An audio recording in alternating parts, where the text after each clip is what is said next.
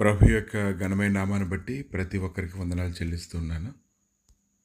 మత్తయి సువార్త 21 అధ్యాయము 33 వచనం నుంచి, మరి యొక్క ఉపమానం వినుడి. ఇంటి యజమానుడు ఒకడు ఉండెను. అతడు ద్రాక్ష తోట నాటించి దాని చుట్టూ కంచి వేయించి అందులో ద్రాక్ష తొట్టి తొలిపించి గోపురం కట్టించి కాపులకు దాని గుత్తకిచ్చి దేశాంతరం పోయెను. పండ్ల కాలం సమీపించినప్పుడు పంటలో తన భాగం తీసుకుని వచ్చుటకు ఆ కాపుల యొద్దకు తన దాసులను నంపగా, ఆ కాపులు అతని దాసులను పట్టుకొని ఒకను కొట్టిరి, ఒకని చంపిరి, మరి ఒకని మీద రాళ్ళు రువ్విరి.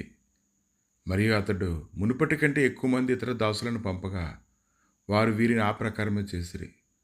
తుదకు నా కుమారుని సన్మానించదరనుకుని తన కుమారుని వారి వద్దకు పంపెను. అయినను ఆ కాపులు కుమారుని చూచి ఇతడు వారసుడు, ఇతనిని చంపి ఇతని శ్వాసము తీసుకుందాం రండిని తమలో తాము చెప్పుకొని అతన్ని పట్టుకుని ద్రాక్షతోట వెలుపట పడవేసి చంపిరి. కాబట్టి ఆ ద్రాక్షతోట యజమానుడు వచ్చినప్పుడు ఆ కాపులను ఏం చేయనన్ను. కనుక ఈరోజు యజమానుడు అయితే నమ్మకత్వాన్ని బట్టి అప్పగించినటువంటి పని కొరకు వారిని సిద్ధపరిచినప్పుడు, వారైతే దానిని ఆశించినప్పుడు వారసుని పట్టుకొని రాళ్ళతో కొట్టి అతను చంపినప్పుడు, ఆ ద్రాక్షతోట యజమానుడు వచ్చినప్పుడు ఆ కాపులను ఏమి చేయనని ప్రశ్న వేసినప్పుడు, అందుకు వారు ఆ దుర్మార్గులను కఠినంగా సంహరించి వాటి వాటి కాలములు యందు తనకు పండ్లను చెల్లించినట్టు ఇతర కాపులకు ద్రాక్షతోట గుత్తకిచ్చినని ఆయనతో చెప్పిరి.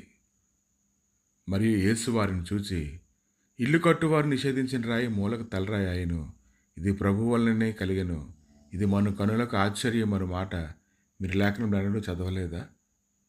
కాబట్టి దేవుని రాజ్యం మీ వద్ద నుండి తొలగింపబడి దాని ఫలమిచ్చు జనులకి ఇవ్వబడినని మీతో చెప్పుచున్నాను. మరియు ఈ రాతి మీద పడువాడు తునకలైపోవును, కానీ అది ఎవరి మీద పడినో వాడిని నలిచేయనన్ను. ప్రధాన యాజకులను పరిసయ్యులను ఆయన చెప్పిన ఉపమానములను విని తమ్ముని గురించి చెప్పినని గ్రహించాను.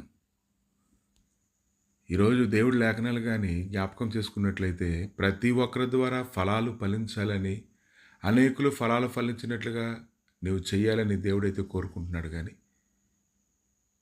మీరు గ్రహించుకోగలగాలి, ఇదేనైనా దేవుడు అప్పగించినటువంటి పని అది సామాన్యమైనటువంటి పని అయితే కాదు.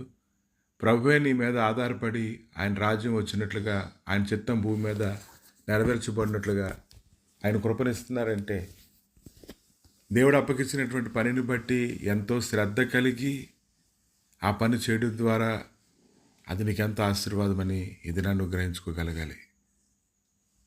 కీర్తనల గ్రంథము 118 అధ్యాయము 22, 23 వచనాల్లో సంగతులు కానీ మనం గ్రహించినట్లయితే ఆ యొక్క మాటలు ఎంత శ్రేష్టమైనవో, ఎంత గొప్పవో, ఆయన అనుగ్రహించేటువంటి బలము ఎంత శ్రేష్టమైందో ఇది నన్ను ప్రతి ఒక్కరు కూడా గ్రహించుకోగలగాలి.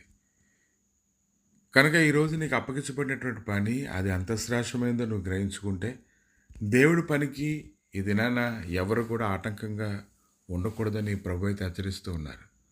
ఎందుకంటే ప్రభు ప్రయాసతో అనేక మందిని కడుతూ ఉన్నప్పుడు, అనేక మంది విశ్వాసం ఉంచినప్పుడు, ఆ విశ్వాసాన్ని ఎవరైతే దొంగలిస్తారో వారికి అది ఎంతో శ్రమ. కనుక ఈ దినాన్ని ఆయన మాట్లాడుతూ ఉన్నారు. మత్తయి సువార్త 21 అధ్యాయం 44 వచనంలో, మరియు ఈ రాతి మీద పడువాడు తునకలైపోవును, కానీ అది ఎవరి మీద పడిన వాడిని అలిచేయను నేను. కానీ ఇది నిజము. దేవుడి పనికి ఆటంకపరిచేటువంటి వారిని ఖచ్చితంగా దేవుడు దర్శిస్తాడు. ప్రభువా, మీ దయగలిగిన నా స్థలకి నాయన ఈ సమయంలో అప్పగించుకుని ప్రార్థన చేస్తుండగా నీ గొప్ప సన్నిధి, సమాధానం, నీ కృపా మహిమ మా చెవుని ప్రభా తోడుగా ఉంచి బలపరచమని, దేవా ఇదిగో తండ్రి నువ్వు అనుగ్రహించినటువంటి పనిని ఎవరెవరికైతే ఏ పని అనుగ్రహించబడిందో ఆ పని చక్కగా చేయడానికి కృప దయచేసి నీ మహిమ సన్నిధినైనా తోడుగా ఉంచి కృప చూపించమని, యథార్థమైనటువంటి మనసుతో తండ్రి నేను నీ పని చేయ వారందరినీ ఆశీర్వదించి బలపరచమని యేసుక్రీస్తు నామములు అడిగి వేడుకుంటున్నాము తండ్రి.